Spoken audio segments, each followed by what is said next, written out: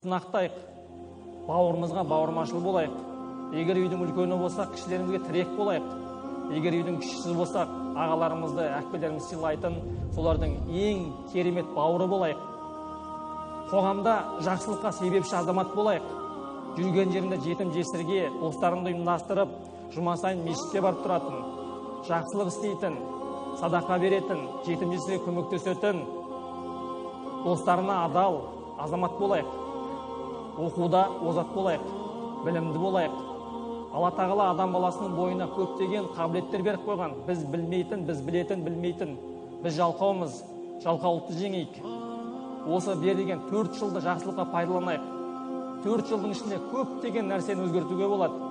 Егер біз өзімізді өзгертпесек, өзімізді ешкім біз өзгертпейді, жігіттер.